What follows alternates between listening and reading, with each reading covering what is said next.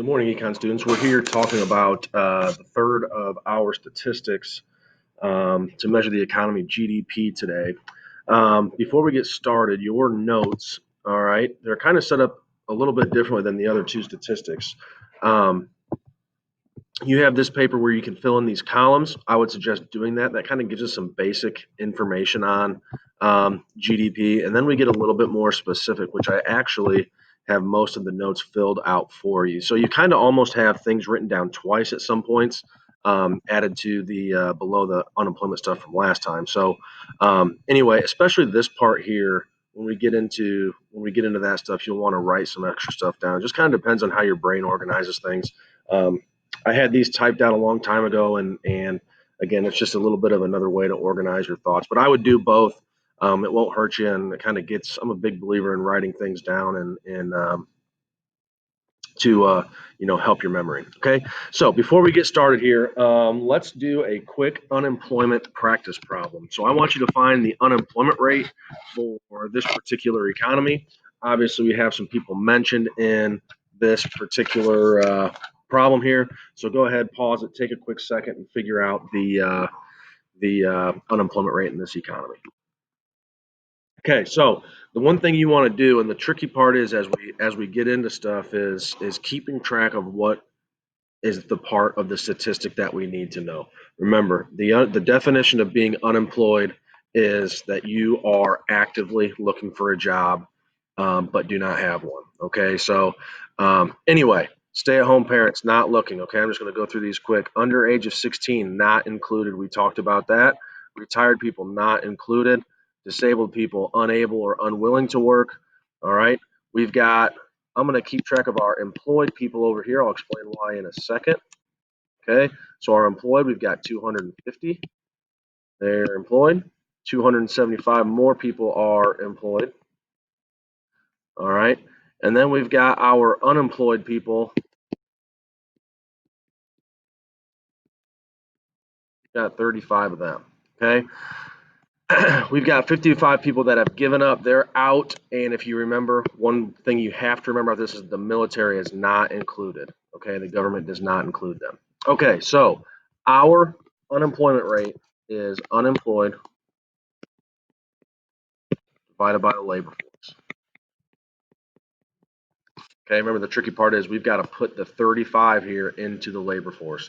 So our labor force is going to be 250 plus 275 plus 35. That's going to be 560 people. Our unemployed is easy to see. That's 35. So we'll multiply that by 100. All right, that should get us to 6.25%. Okay, so anyway, hopefully you came up with that. And you have a good idea of what things are included in these people over here. Remember, frictionally unemployed, that's the people that choose to be unemployed. I don't like my job, I don't like my income situation, I quit, or I graduate and I go look for a job. I'm unemployed until I find a job. Structurally unemployed, those are the people that are replaced by technology. Remember, to figure out our actual raise, we take our increase in wages, so 5% minus the inflation rate minus 3%. That's going to be 2%. All right, so some good review there. Let's get rolling on this GDP stuff. Okay, so there's a few different things we'll talk about as we get into this. First is that we have nominal versus real GDP. Okay, so nominal GDP, that is not adjusted for inflation. Okay, so nominal, the way I kind of remember it is not adjusted for inflation. Okay, so that's kind of, again, nominal, not, okay, not adjusted.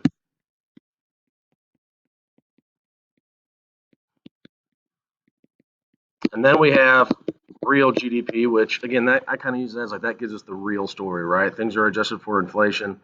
We can look at things more year versus year. More importantly, for what we're going to look at as a statistic is our GDP growth. Okay, is our economy growing from one year to the next? And about 2 to 4% is considered pretty good for the United States, and considered pretty normal as far as what we want to try to accomplish over the course of, especially the last 60 years or so. The last statistic is going to be per capita GDP. So that just means how much we produce per person. And a few years ago, China was, for the first time, passed the United States in total production of GDP, and they became the largest economy. You can see here, this is total GDP. These are in trillion. These are in well, millions of dollars. So you got to add six more zeros. So China this past year produced $24 trillion worth of stuff. The United States produced $20.8 trillion worth of stuff. China produced a whole lot more. Now, some people would let you believe that that is an extraordinarily bad thing, which I don't know if it's good or bad. But one thing to keep in mind is that China has about 1 billion more people than us, and so they should produce more stuff. So if you look at what's referred to as per capita GDP, you can see the United States is number 7. All right, $63,000 per person. All right, and China's kind of way down. At 73, right? $17,000 per person. So, yeah, they produce more stuff, but they're far from being as efficient as we are here in the United States. Okay. All right. So we'll talk about those as we go on. Another important thing to note is how we're going to figure this GDP stuff. Okay, we'll practice it a little bit later on, but it's going to be the market value of all final goods and services produced within a country during a period given of time, during a given period of time. So see, we look at it usually every 3 months and also every 12 months as an economy. For the sake of what we do, we're always going to have it in the same period of time. But the big trick is we're only trying to measure things or count things, sorry, one time each. Okay. So let's say that I'm making a pencil, right? I've got to get lumber from somebody to make the wooden part of it. I've got to get, some metal to hold the eraser, some rubber for the eraser, some graphite for the lead. All those costs are going to be figured in my final price as the pencil producer, okay, as well as the labor. Okay, so we're looking at the value of final goods. So we don't count the wood that is bought from the lumber company. We count the final pencil. Okay, so we only try to count things once. And on top of that, too, if I were to sell a used car, for example, that doesn't add to our GDP either. And notice, lastly, we look at things that are produced. It doesn't necessarily have to be bought. Okay, so things that are produced, that'll make sense here in a second when we talk about business investment. Okay, and it's also a little bit of a potential inaccuracy of what our GDP is really doing. So why is it important? It looks at how far our economy is growing, how much it's growing, and it's pretty closely related to overall income. Okay, so I mean, the purpose of it is going to be obvious as we move forward here, but it does show us how much we're producing, which we don't usually produce much without people planning on buying it, right? And so when people are going to buy stuff, we know that people are going to create an income for other people. We can tie that in with unemployment. Usually, as GDP growth increases, unemployment rate decreases. The opposite is also true. Whereas GDP decreases, unemployment usually increases. Okay, so we can tie that in with unemployment if we wanted to, if we were asked to. So it's very, very closely related. Just a kind of a quick general stat here. These two graphs are economic growth from China and the United States. So United States is up here on the top, China's down here at the bottom. A couple different things here. Okay, China, as we kind of mentioned, they're becoming a very large economy. Their growth is somewhere usually between about 6 and 8%, and even some very significantly higher growth, in the late 2000s. So some people say, well, why does China grow so fast compared to the U.S.? Well, China's implementing some new policies, some free market policies away from their extremely socialist policies that have been in place for decades. So they have kind of the ability to grow really fast. The United States obviously has had sustained growth for the last, oh, probably 140 years or so. So that it's harder for us to grow. So anyway, that's kind of one thing you see. The other thing that you see is obviously we have the COVID situation here where production went way down. And again, production goes down for a couple reasons. One, maybe the government says, hey, you're not allowed to produce stuff in some cases. And obviously people stopped buying a whole lot of things as well as they stayed at home and were not out, purchasing things. Um, China didn't get hit quite as hard. Here's the recession of 2008 and 2009. Notice that when the United States struggles, and we'll talk about how countries are related to each other in a different chapter, but as the United States struggles, China does not do as well either. Okay, because long story short is we are not buying their stuff. Okay, so um, anyway, countries are intertwined in their production, and usually they succeed together. Sometimes I don't want to call it fail together, but they struggle together, and you can kind of see that in these graphs. All right. So what causes it? And we're going to look at there's four factors.